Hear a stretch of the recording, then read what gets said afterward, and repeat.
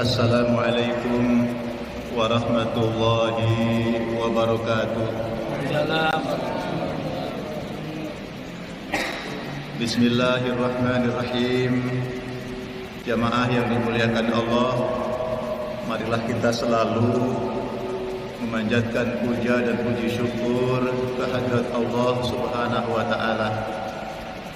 Allah yang memberikan kehidupan kepada kita sehingga kita diparingi sehat walafiat, diberikan kesempatan beribadah, beriktikaf, lisan kita masih diizinkan berzikir, lisan kita masih diizinkan untuk memohon kepadanya. Shalawat dan salam semoga tetap tercurah kepada baginda Nabi besar Muhammad sallallahu alaihi wasallam, Rasul utusan Nabi yang terakhir, dan tidak ada nabi lagi setelahnya. Mudah-mudahan salawat dan salam mengalir terus kepada sahabat, keluarga, hingga umatnya sampai akhir zaman. Amin ya rabbal alamin. Jamaah yang dimuliakan Allah, kemarin kita sudah menyampaikan tentang amal. Apa itu amal? Kemarin kita sudah sampaikan, amal adalah harokatul jismi awil qalbi. Yang disebut dengan amal adalah gerakan tubuh atau gerakan badan atau gerakan hati. Siapa badan bergerak, siapa tubuh bergerak, siapa hati bergerak, itu namanya amal. Berjalan kemari, ke sana kemari, yang kita kerjakan apa? Gerakan, dan termasuk gerakan hati itu adalah amal. In taharraka bima fihi shawab summiyat ta'ah. Kalau gerakan yang kita kerjakan mendatangkan pahala dari Allah, baik gerakan tubuh kita, badan kita, atau gerakan hati kita justru mendatangkan pahala dari Allah, itu disebut dengan amalan taat. In taharraka bima fihi al-iqab summiyal maksiyah. Kalau gerakan anggota badan atau hati mendatangkan siksa, mendatangkan murka dari Allah, itu disebut dengan amal maksiat. Itu aja dulu, amal itu seperti itu. Jadi apa yang dikerjakan oleh kita ternyata ini mendatangkan pahala dari Allah, itu berarti kita sedang berada di amalan taat. Kalau yang kita kerjakan itu, yang kita gerak itu ternyata mendatangkan siksa, mendatangkan murka dari Allah, berarti itu namanya maksiat. Yang kita bahas amal taat. Amal taat ada 3. Yang pertama ada amalan syariat, yang kedua ada amalan tarikat, yang ketiga ada amalan hakikat. Kita berada di dunia syariat. Apa fungsi daripada amalan syariat? Amalan syariat fungsinya adalah liislahil jawarih, untuk memperbaiki anggota badan kita, untuk memperbaiki anggota tubuh kita. Amalan syariat, amalan yang nampak, amalan yang bisa kelihatan oleh mata, amalan yang bisa dilihat geraknya, itu disebut amalan syariat. Dan amalan mengikuti petunjuk ilmu syariat-syariat dari Rasulullah. Maka ketika seseorang melakukan amalan syariat, berarti dia sedang memperbaiki, memperbagus anggota tubuhnya. Amalan syariat itu banyak, tapi kalau kita sampaikan intinya ada 3. Yang pertama taubat, yang kedua takwa, yang ketiga istiqomah. Jadi amalan syariat 3. Pertama taubat, kita mesti selalu sering taubat. Jadi tobat bukan hanya diperuntukkan bagi mereka yang berbuat maksiat dosa. Hei kamu tobat. Bukan dari kekafiran jadi muslim lalu tobat. Bukan dari perjudian harus tobat. Orang yang berbuat maksiat harus tobat. Tapi kita semua orang mukmin harus selalu memperbaiki tobat. Tobat terus, tobat terus. Tobat itu kembali ke Allah. Tobat itu adalah membersihkan kotoran-kotoran yang ada pada anggota badan. membersihkan kotoran-kotoran yang ada pada badan kita. Kalau badan kita kotor, mandi supaya bersih. Cilakanya kotoran itu tidak selalu nampak. Tangan kita pernah nempeleng orang, mulut kita pernah nyakiti orang. Ini kotoran yang harus kita taubat, yang harus kita bersihkan. Pikiran kita pernah berburuk sangka kepada orang, hati kita pernah menghina, merendahkan orang, walaupun belum terucap, tapi hati kita melakukan sesuatu maksiat. Itu harus kita taubat, harus kita bersihkan. Secara lahir ya mandi besar, taubat. Tangan kita tobat. Biasanya tangan kita suka ngambil barang, sekarang tobat, sudah berhenti, tidak berjudi lagi, berhenti, tidak mencuri lagi, berhenti, tidak suka nempeleng orang lagi. Mulut pun berhenti dari berkata-kata yang kasar, mulut pun berhenti dari suka berdusta. Itu namanya taubat. Nah, orang yang membersihkan kotoran dari badan, mandi. Habis mandi bersih, terus ngapain? Dikasih pakaian, pakai baju, pakai pakaian, menutup aurat. Maka orang yang menutup badannya dari auratnya itu namanya takwa. Maka amalan syariat yang kedua setelah taubat adalah bertakwa kepada Allah. Tangannya tadi sudah taubat, sekarang takwa, digunakan tangannya di jalan Allah. Lisannya digunakan di jalan Allah. Hatinya selalu berada di jalan Allah. Itu namanya takwa. Melaksanakan apa yang diperintahkan Allah, meninggalkan apa yang dilarang Allah. Itu takwa. Lalu istiqomah itu apa? Kalau sudah kita hijrah, tidak lagi nyolong, tidak lagi berkata kotor, tidak lagi suka berdusta, sekarang takwa, itu istiqomah, harus dijaga, tidak balik lagi, tidak kumat lagi, istiqomah, jejeg ajeg, saya tidak akan mengulangi lagi.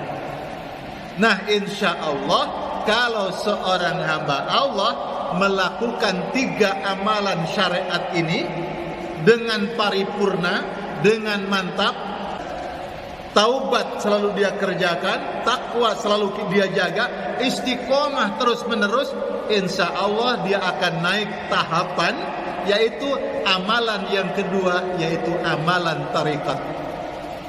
Apa amalan tariqat? Al-islahil qulub, memperbaiki, memperbagus hati. Amalan tariqat itu yang pertama adalah ikhlas. Ikhlas. Kita ibadah mesti ikhlas. Kita membantu orang mesti ikhlas. Walaupun bahasa iki sa ikhlase ya, tapi mesti kudu ikhlas walaupun sa ikhlase. Berbicara apapun ikhlas. Saya datang ke sini harus ikhlas. Panjenengan ke masjid harus ikhlas. Apa itu ikhlas? Kalau ikhlasnya secara hukum syariat, mengharap surga Allah, itu ikhlas. Kenapa panjenengan ibadah? Saya takut dari neraka Allah, saya mengharap surga Allah. Itu boleh. Boleh, itu termasuk ikhlas. Ikhlasnya ikhlas syariat yang nampak-nampak, supaya badan bisa bahagia, supaya badan bisa selamat, supaya badan tidak sakit kalau di neraka disiksa. Maka yang bersifat badaniah itu syariat. Maka ikhlas secara syariat itu boleh. Sampean nyumbang fakir miskin, saya mengharapkan surga dari Allah, itu boleh. Itu termasuk ikhlas. Ikhlasnya ikhlas syariat. Jadi amalan tariqat yang pertama ikhlas, yang kedua siddiq, jujur, yang ketiga tumakninah. Siddiq, orang yang ikhlas belum tentu jujur, apalagi tumakninah. Jadi siddiq itu jujur, tumakninah itu tentram dengan mengingat Allah. Seorang hamba Allah menjadi tenang hatinya sebab ingat kepada Allah. Itu tingkatan tariqat. Nah, kita ini sholat ikhlas, Allahu Akbar, ikhlas, Bismillahirrahmanirrahim, ikhlas. Tapi apakah sudah jujur siddiq? Kalau ketika kita mengucapkan Bismillahirrahmanirrahim, ternyata hati kita tidak ada di situ. Hati kita masih di kantor, hati kita masih di jalan, berarti belum jujur. Termasuk apa yang kita omongkan hal yang baik, belum kita kerjakan, belum kita wujudkan dalam amal perbuatan, berarti kita belum jujur, belum siddiq. Jadi amalan tarekat ini sebenarnya banyak, tapi dimasukkan dalam inti ada 3 juga, yaitu ikhlas, jujur, tumaninah. Jadi kalau orang itu amalannya bisa ikhlas, lalu dia jujur apa yang dikerjakannya, maka insya Allah akan diberikan ketentraman batin, insya Allah. Jadi dia ibadah kepada Allah tidak pernah kecewa. Tidak pernah kecewa. Walaupun dia menyumbang paling banyak, lalu tidak disebut namanya, bahkan dia mengatakan, saya tidak ingin disebutkan namanya, baik disebutkan oleh panitia ataupun tidak akan merubah hatinya dari ketentramannya. Sebab apa yang dia kerjakan, dia sudah ikhlas dan jujur kepada Allah Subhanahu wa taala. Nah, jamaah yang dimuliakan Allah, seorang hamba Allah sholat itu ya mesti ikhlas. Tadi ikhlas. Jadi ada beberapa hal sholat orang itu bisa diterima oleh Allah, ya ikhlas. Yang kedua, mengetahui ilmunya, syarat rukunnya, sunnah makruhnya, keutamaan dalam sholatnya. Lalu ada adab-adab dalam sholat. Ada adab-adab di dalam sholat. Di bagaimana orang sholat tidak terlalu banyak gerakan yang disengaja, itu adab. Jadi kalaupun gatal kukur-kukur itu ya nggak kayak sengaja ngukur-ngukur gitu, ada adab di dalam sholat. Nah, jamaah yang dimuliakan Allah, seorang hamba Allah tidak akan bisa langsung bebas naik daripada tahapan-tahapan. Ada syariat, ada tarekat, ada hakikat. Tidak bisa meloncat-loncat. Kita sampaikan baru sisi keilmuan. Di amalan syariat, amalan tarekat ada 3 tadi. Yang ketiga baru amalan hakikat. Amalan hakikat. Jadi kalau amalan syariat li islahil jawarih, untuk memperbaiki anggota tubuh kita, membaguskan anggota tubuh kita. Makanya wudu yang baik menjadikan wajahnya bersinar, bersih, dosa-dosanya dihapuskan Allah, kan gitu. Memperbaiki anggota badan kita. Kalau amalan tarekat lil islahil qulub, memperbaiki, memperbagus hati. Jadi orang ikhlas, orang jujur itu membersihkan hati, sehingga tidak gampang berburuk sangka kepada orang, dan dia mengedepankan baik sangka dan doa yang baik, dan tidak lekang untuk menolong orang sekalipun tidak ada perhatian dari orang yang kita tolong. Kenapa? Hatinya bersih. Yang ketiga, amalan hakikat li islahil arwah. Li islahil arwah, untuk memperbaiki ruh. Makanya ada amalan hakikat itu. Yang pertama, orang yang melakukan amal tersebut punya tahapan amalan yang disebut dengan muraqabah. Muraqabah itu apa? Setiap kita melakukan gerak amal, merasa dilihat oleh Allah, merasa diawasi oleh Allah. Bayangkan hadirin, kalau setiap hamba Allah melakukan amalan yang dia kerjakan, merasa dilihat Allah, merasa diawasi oleh Allah, kira-kira apa yang akan kita perbuat? Pasti amalan yang baik.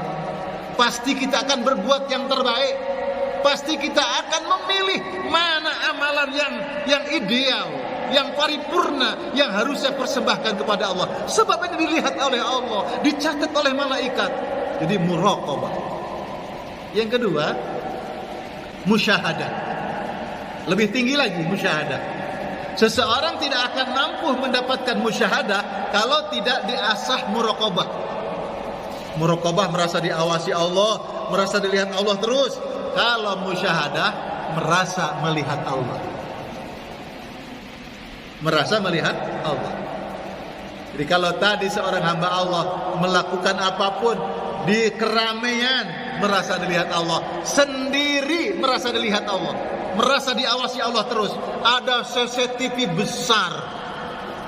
Kita ini kan sadar kalau masuk gedung, masuk mall, masuk masjid kan tengok-tengok ada CCTV-nya enggak. Sehingga kita melakukan sesuatu hati-hati, malu kena syuting loh. Sementara kita sering melupakan ada CCTV besar kepunyaan Allah Subhanahu wa taala. Betapa setiap hamba Allah sadar ada CCTV besar, pengawasannya all round, pengawasannya menyeluruh. Kalau CCTV di masjid hanya yang searah, no? Di baliknya nggak tahu, apalagi dalamnya. CCTV Allah luar dalam, luar belakang, depan belakang, atas bawah, dalamnya diputar rekamannya oleh Allah Subhanahu wa taala. Merasa diawasi oleh Allah, maka kalau orang merasa diawasi oleh Allah, ketika melihat sesuatu apapun, dia akan merasa melihat ada Allah, melihat Allah. Lihat bunga indah, bukan bangga dengan keindahan bunganya. Lihat manuknya yang baru beli kemarin, bunyinya bagus, bisa mengucapkan salam, bisa menyapa tamu. Bagaimana kabar? Kita bangga, senang, tapi lupa ada Allah di situ yang menggerakkan. Maka orang yang memiliki tahapan-tahapan amalan tarekoh, dia tidak melihat keindahan dari burung yang berkicau indah itu, tapi dia melihat betapa Allah menggerakkan kicauan itu begitu sangat indah. Subhanallah, masya Allah, ada Allah di situ. Ketika melihat orang berjalan datang ke kita, dia melihat, bukan hanya melihat orang yang datang, tapi melihat bagaimana Allah menggerakkan orang itu datang kepada kita. Itu tingkatan musyahadah. Maka orang yang mampu muraqabah, merasa diawasi oleh Allah, dia akan mendapatkan anugerah musyahadah, akan merasa melihat Allah dimanapun dia berada. Lalu dia akan dihadirkan oleh Allah Subhanahu wa ta'ala, yang disebut tingkatan ma'rifatullah, kenal Allah, kenal Gusti Allah. Man arrafa nafsahu faqad arrafa rabbahu. Maka orang yang mengenal siapa dirinya, saya dicipta oleh Allah, dilahirkan dari kedua orang tua saya menjadi seperti ini, pasti Allah punya mau. Lalu siapa diri saya, harus apa yang saya perbuat? Fa aina tazhabun, kemana saya akan melangkah? Maka dia akan menyadari, man arrafa nafsahu, ketika kenal siapa diri saya ini, dia akan mengenal siapa Allah Subhanahu wa ta'ala. Demikian dulu jemaah, mudah-mudahan bermanfaat. Kita akan masih ulang karena materi seperti ini gampang lupa. Tapi nanti kita pelan-pelan bagaimana bisa memaknai ketika sholat supaya tidak gelamgar. Sholat kalau kita ingat kajian seperti ini, ya Allah, merasa diperhatikan Allah, kita menjadi lebih baik bacaannya, lebih baik gerakannya. Ketika sujud, kita merasa Allah sedang menyaksikan kita, tidak jauh. Iyyaka na'budu wa iyyaka nasta'in. Allah dekat yang kita minta itu. Mudah-mudahan Allah menganugerahi kepada kita taufik dan hidayahnya. Rabbana atina fid dunya hasanah wa fil akhirati hasanah wa qina adzabannar. Subhana rabbika rabbil izzati amma yasifun wa salamun alal mursalin walhamdulillahi rabbil alamin. Billahi taufik wal hidayah. Wassalamualaikum warahmatullahi wabarakatuh. Waalaikumsalam warahmatullahi wabarakatuh.